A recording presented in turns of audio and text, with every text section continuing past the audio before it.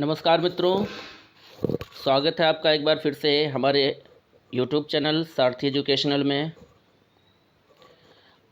आज हम लोग आगामी परीक्षा सीटेट 2021 को लेकर संस्कृत विषय के अंतर्गत कुछ महत्वपूर्ण शिक्षण शास्त्रीय मुद्दों पर आधारित प्रश्नों की चर्चा करेंगे। और ये जो हमारे शिक्षण शास्त्र से संबंधित प्रश्न है, ये सीटेट ही नहीं है, यूपी टेट में भी आते हैं, सुपर टेट में भी ये पूछे जाते हैं। तो कहने का मतलब ये है कि ये आज की श्रृंखला जो है ये हमारी यूपी टेट, सी टेट और सुपर टेट तीनों को देखते हुए बड़ी ही महत्वपूर्ण श्रृंखला है। तो आइए हम लोग आरंभ करते हैं आज की श्रृंखला का और देखते हैं कि आज का हमारा पहला प्रश्न क्या है। देखिए, पहला प्रश्न हमारा लिखा हुआ है, तो लिखा हुआ है का रीति वर्तते यस्याम छात्राः चित्रम दृष्ट्वा प्रश्नानाम उत्तराणि लिखन्ति। का रीति वर्तते, वह कौन सी रीति है, यस्याम जिसमें, अर्थात जिस रीति में छात्राः छात्र चित्रम दृष्ट्वा चित्र को देखकर प्रश्नानाम उत्तराणि लिखन्ति प्रश्नों के उत्तर लिखते हैं। प्रश्न है कि वह कौन सी रीति है जिस रीति में छात्र चित्र को देख करके प्रश्नों के उत्तर लिखते हैं। तो पहला विकल्प है आगमन रीति, दूसरा है प्रश्नोत्तर रीति, तीसरा है चित्र रीति और चौथा है सूत्र रीति। देखिए, आगमन रीति में हम लोग जानते हैं आगमन और निगमन और शिक्षण विधियां हम लोगों ने पढ़ी होंगी। तो आगमन विधि में हम लोग जानते हैं कि पहले उदाहरण दिए जाते हैं, फिर सूत्र बताया जाता है ना। तो यहाँ पर यह रीति तो नहीं सही होगी। और चित्र रीति कोई रीति होती नहीं है। सूत्र रीति यह हमारी निगमन विधि के अंतर्गत आती है, ये भी सही नहीं है। तो यहाँ पर सही हमारा हो जाएगा दूसरा विकल्प प्रश्नोत्तर रीति। का रीति वर्तते यस्याम छात्राः चित्रम दृष्ट्वा प्रश्नानाम उत्तराणि लिखन्ति, तो सही उत्तर हो जाएगा दूसरा विकल्प बी प्रश्नोत्तर रीति। ठीक है, आगे बढ़ें अगले प्रश्न की ओर और देखते हैं हमारा आज का अगला प्रश्न क्या है। तो अगला प्रश्न है भाषायाः शिक्षणे यः केंद्रम भवति। भाषायाः शिक्षणे यः केंद्रम भवति। प्रश्न है कि भाषा के शिक्षण में यह मतलब जो केंद्रम भवति केंद्र होता है। हमें बताना है कि भाषा के शिक्षण में केंद्र कौन होता है, पुस्तकम, बालकः, श्यामपट्टः या अध्यापकः। देखिए, वैसे तो चारों भाषा के शिक्षण में केंद्र हैं, पुस्तक है, बालक है, श्यामपट्ट है, अध्यापक है, ये सभी केंद्र हैं। किंतु यहाँ पर सबसे महत्वपूर्ण कौन है, बालक। पुस्तक नहीं भी होगी तो भी अध्ययन और अध्यापन हो सकता है, श्यामपट्ट नहीं होगा तो भी अध्ययन अध्यापन हो सकता है, अध्यापक नहीं होगा तो भी किसी छात्र के द्वारा ही अध्ययन और अध्यापन हो सकता है। लेकिन यदि बालक ही नहीं होंगे तो शिक्षण संभव नहीं है। इसलिए भाषा या शिक्षण यह केंद्रम भवति, इस प्रश्न का सही विकल्प उपयुक्त उत्तर हो जाएगा बालकः, दूसरा विकल्प सही हो जाएगा। ठीक है, आगे बढ़ें हम लोग अगले प्रश्न की ओर। तो देखते हैं कि अगला प्रश्न हमारा क्या कह रहा है। अगला प्रश्न है व्याकरण शिक्षण से यत उद्देश्यम वर्तते। व्याकरण शिक्षण का यत जो उद्देश्यम वर्तते उद्देश्य होता है, तत अस्ति वह है। हमें बताना है कि व्याकरण शिक्षण का उद्देश्य क्या होता है। तो पहला विकल्प है लेखन सौंदर्यम, दूसरा है भाषा दोषाणाम ज्ञानम, तीसरा है श्रवणे दक्षत्वम और चौथा है शब्द भंडारस्य वृद्धि। पहला विकल्प है लेखन में सुंदरता, ये व्याकरण शिक्षण का उद्देश्य है। दूसरा विकल्प है भाषा दोषाणाम ज्ञानम, भाषा के दोषों का ज्ञान प्राप्त करना, ये शिक्षण व्याकरण शिक्षण का उद्देश्य है। या तीसरा है श्रवणे दक्षत्वम, या चौथा है शब्द भंडारस्य वृद्धि। तो मित्रों, यहाँ पर उपयुक्त विकल्प हमारा हो जाएगा भाषा दोषाणाम ज्ञानम। ठीक है, भाषा के दोषों का ज्ञान प्राप्त करना ही व्याकरण शिक्षण का उद्देश्य होता है। तो दूसरा विकल्प यहाँ पर बिल्कुल सही विकल्प है। तो दूसरा विकल्प यहाँ पर सही है। इसलिए हम पुनः बढ़ेंगे अगले प्रश्न की ओर, देखेंगे आज की श्रृंखला का हमारा अगला महत्वपूर्ण प्रश्न क्या है। तो देखिए, अगला प्रश्न है संस्कृत भाषायाः शिक्षणे मौखिक अभिव्यक्तेः यत् साधनम वर्तते। हमें बताना है कि संस्कृत भाषा के शिक्षण में मौखिकाभिव्यक्ति है, मौखिक अभिव्यक्ति का यत् साधनम वर्तते, जो साधन होता है वह कौन है। तो संस्कृत भाषा के शिक्षण में मौखिक अभिव्यक्ति का जो साधन होता है वह कौन है, ये बताना है। चर्चा परिचर्चा, कथा कथनम, कविता या पाठकरणम।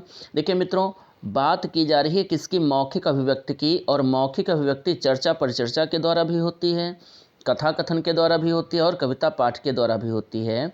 इसलिए हमारा सही उत्तर यहाँ पर क्या हो जाएगा, सही उत्तर हमारा हो जाएगा उपयुक्तानि सर्वाणि। उपर्युक्तानि सर्वाणि चौथा विकल्प हमारा बिल्कुल सही विकल्प हो जाएगा। तो चलिए आगे बढ़ते हैं, अगला प्रश्न देखते हैं क्या कह रहा है। अगला प्रश्न हमारा कह रहा है भाषायाः पठन समय, भाषा को पढ़ते समय चेत यदि छात्र अशुद्धम उच्चारणम करोति, भाषा को पढ़ते समय यदि छात्र अशुद्ध उच्चारण करता है तदा कारणीयः, तो क्या करना चाहिए। भाषा को पढ़ते समय यदि कोई छात्र अशुद्ध उच्चारण कर रहा है तो क्या करना चाहिए। छात्रम शुद्धोच्चारणाय निर्देशः दातव्यः, छात्र को शुद्ध उच्चारण के लिए निर्देश दे देना चाहिए। शुद्धोच्चारणाय वारं वारं लेखनम कारणीयम, शुद्ध उच्चारण के लिए बार बार लेखन कार्य करवाना चाहिए। शुद्धोच्चारणाय वारं वारं अभ्यासः कारणीयः, या उचितम दंडम दातव्यम, उचित दंड देना चाहिए, या शुद्ध उच्चारण के लिए बार बार अभ्यास करवाना चाहिए, या शुद्ध उच्चारण के लिए बार बार लेखन करवाना चाहिए, या छात्र के शुद्ध उच्चारण के लिए छात्र को निर्देश देना चाहिए। तो मित्रों यहाँ पर सही विकल्प हो जाएगा हमारा शुद्धोच्चारणाय वारं वारं अभ्यासः कारणीयः। देखिए दूसरे विकल्प में लेखन की बात करा, लेखन से कोई आवश्यक नहीं कि उसका उच्चारण सही हो जाए, उच्चारण तभी सही होगा जब बच्चा बोलेगा, छात्र बोलेगा, इसलिए शुद्ध उच्चारण के लिए उसको बार बार अभ्यास करवाना चाहिए। तीसरा विकल्प हमारा सबसे उपयुक्त विकल्प है यहाँ पर। आगे बढ़ेंगे, अगला प्रश्न हम देखेंगे। अगला प्रश्न है हमारा शिक्षायाः कृते समाजे औपचारिकम साधनम यत् वर्तते, शिक्षायाः कृते समाजे, शिक्षा के लिए समाज में औपचारिकम साधनम यत् वर्तते, जो औपचारिक साधन है वह है समाचार पत्रम, गृहम, चलचित्रम या विद्यालयः। तो देखिए शिक्षा के लिए इस समाज में, हमारे समाज में जो औपचारिक साधन है वह कौन सा है, विद्यालय है। ठीक है, तो चौथा विकल्प यहाँ पर बिल्कुल सही विकल्प है। आगे बढ़ेंगे अगले प्रश्न की ओर। अगला प्रश्न हम देखेंगे क्या है। तो अगला प्रश्न है हमारा यदा छात्रः कक्षायां गृहकार्यं न कृत्वा आगच्छति, यदा छात्रः, जब कोई छात्र कक्षा में गृह कार्यं न कृत्वा आगच्छति, गृह कार्य को नहीं करके आता है, तदा शिक्षकेण किम कर्तव्यम, जब कोई छात्र कक्षा में गृह कार्य करके नहीं आता है तदा शिक्षकेण किम कर्तव्यम, तो शिक्षक को क्या करना चाहिए। तस्य कारणम ज्ञातुम प्रयासः कर्तव्यः, गृह कार्य किस कारण से नहीं हुआ उस कारण को जानने का प्रयास करना चाहिए। अथवा छात्रम दंडम दत्वा गृहम प्रेषयतु, छात्र को दंड दे करके, दंडित करके उसको घर भेज देना चाहिए। अथवा प्रधानाध्यापकम प्रति प्रेषणीयः, उसको प्रधानाचार्य की ओर भेज देना चाहिए या प्रधानाचार्य के पास भेज देना चाहिए। न किमपि करणीयम, अथवा कुछ भी नहीं करना चाहिए। तो यहाँ पर सही विकल्प हो जाएगा तस्य कारणम ज्ञातुम प्रयासः कर्तव्यः, छात्र ने गृह कार्य क्यों नहीं किया है इसका कारण जानने का प्रयास करना चाहिए। पहला विकल्प हमारा सबसे उपयुक्त विकल्प है, इसलिए यही उत्तर सही हो जाएगा और सही उत्तर हमें मिल चुका है। इसलिए हम पुनः बढ़ेंगे अगले प्रश्न की ओर। देखते हैं अगला प्रश्न हमारा क्या कह रहा है। अगला प्रश्न है कक्षा नायक रीतेः, कक्षा नायक रीति में यह लाभः वर्तते, जो लाभ होता है सा अस्ति, वह है। अर्थात जब किसी कक्षा में एक नायक निर्धारित किया जाता है या हम जिसको बोलते हैं मॉनिटर, तो मॉनिटर की उपयोगिता क्या होती है, कक्षा नायक की उपयोगिता क्या होती है, उससे हमें लाभ क्या मिलते हैं। तो पहला लाभ बताया जा रहा है छात्राणाम अनुशासनम लाभः, छात्रों को अनुशासन का लाभ प्राप्त होता है। शिक्षक से कार्यभार से न्यूनता, शिक्षक के कार्यभार की न्यूनता हो जाती है, अर्थात शिक्षक का जो कार्यभार होता है वो थोड़ा कम हो जाता है।